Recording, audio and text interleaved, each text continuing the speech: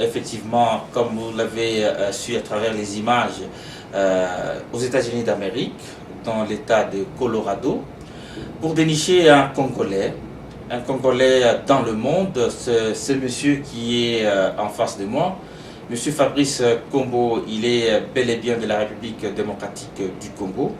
Je suis dans son bureau. Il est rare de voir des compatriotes, des Africains, avec des bureaux ultra modernes ici à l'étranger. Et nous nous occupons souvent des petits boulots, mais des audacieux, il y en a vraiment enfouis dans le monde. Nous sommes à Denver et vous vivez ici depuis combien de temps, monsieur Fabrice? Je vis aux États-Unis depuis maintenant 8 ans. 8 ans. 8 ans. 8 ans depuis que vous êtes aux États-Unis. 8 ans. Disons que en 1999, juste après mes examens d'État, je quitte le Congo, je viens aux États-Unis pour les études. Évidemment, ce n'est pas aussi facile que ça ne pourrait le paraître, mais seulement une fois ici, après les études, je vais rencontrer mon épouse et de là, nous avons notre premier fils. Et à l'époque, je suis analyste financier pour une compagnie qui s'appelle S&P 500. Je fais ça pendant 4 ans et au sortir de cette expérience, je lance Combo Diamonds, qui est ma compagnie d'import de diamants de joaillerie à partir du Congo et à l'époque d'Anvers, mais maintenant, depuis quelques années, du Congo.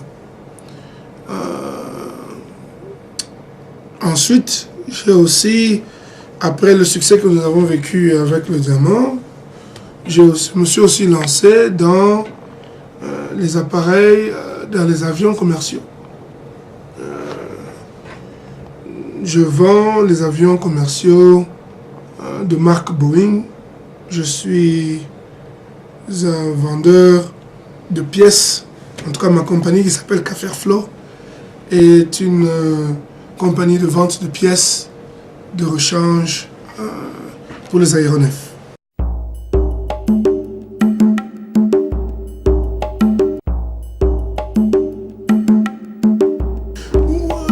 Je ne veux pas laisser l'impression que mon épouse, d'ailleurs, qui n'a ni de près ni de loin, quoi que ce soit à voir avec mes affaires, mais disons que, bon, si on appelle apprendre la langue un peu plus rapidement puisque elle est américaine, peut-être si c'est dans cette logique-là.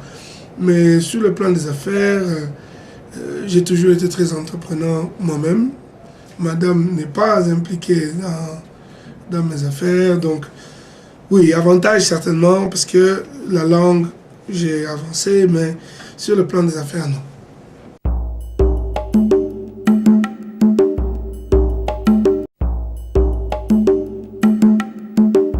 Bon, vous savez, les États-Unis, comme je suis sûr certains pays d'Europe, ce n'est pas chinois. Vous allez, vous ouvrez votre compagnie. À l'époque, mes capitaux venaient du diamant que je vendais à New York. Et j'ai pris ces capitaux-là, je suis allé vers Boeing et à eux, j'ai demandé le certificat de revendeur de pièces. Et il y a certaines conditions qu'il faut remplir, entre autres avoir un bureau, un système de distribution et un système de vérification de l'authenticité de pièces et surtout, plus important encore, avoir une clientèle. Qui est une clientèle que moi, j'avais déjà avec certaines compagnies congolaises. Et avec le temps, je suis arrivé jusqu'à vendre des appareils au Nicaragua, à Aruba, dans beaucoup de pays d'Amérique du Sud. Donc, ce n'était pas nécessairement un coup de chance. C'était une progression, pour ne pas dire naturelle, mais sensée.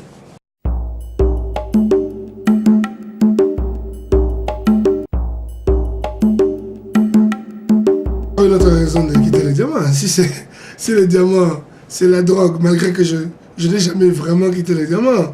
Il y a de nos frères qui parfois amènent leurs colis légalement, parce que vous savez, aux États-Unis ici, les colis qu'on amène dans les poches là, nous, on ne sait pas toucher à ça. Mais les colis qui viennent légalement, qui passent par notre centre d'expertise au niveau de Kinshasa, parfois nous avons des frères à Anvers qui ont besoin de quelqu'un qui peut les aider à écouler ça en dehors de l'Europe. Beaucoup, je ne citerai pas leur nom, mais beaucoup de nos frères, même par personne interposée, utilisent nos services jusqu'à ce jour.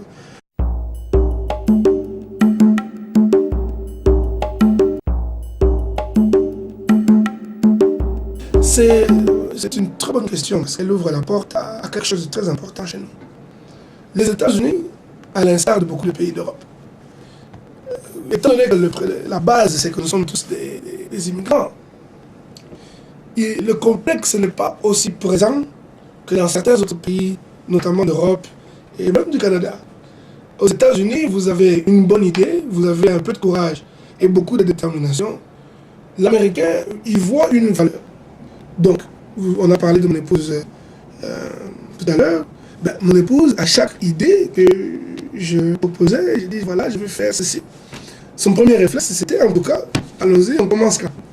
Alors, quand vous avez ça constamment à la maison, vous perdez, s'il y a complexe, parce que je doute qu'il y en ait eu, mais bon, étant dans le contexte, admettons qu'il y en ait. S'il y en avait, en tout cas, c'est grâce à ce genre d'attitude-là que aujourd'hui, il n'y a pas de complexe du tout. Je crois que vous avez eu la chance de le voir. Je suis très connu dans notre communauté ici, et même dans les milieux des affaires avec nos amis américains.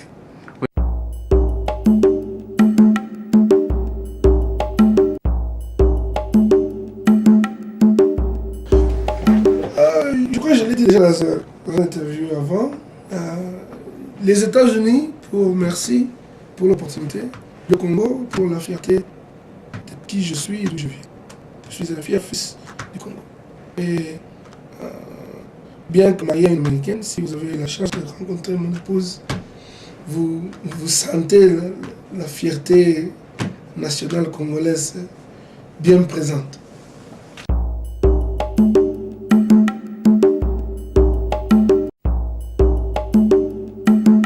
La vie.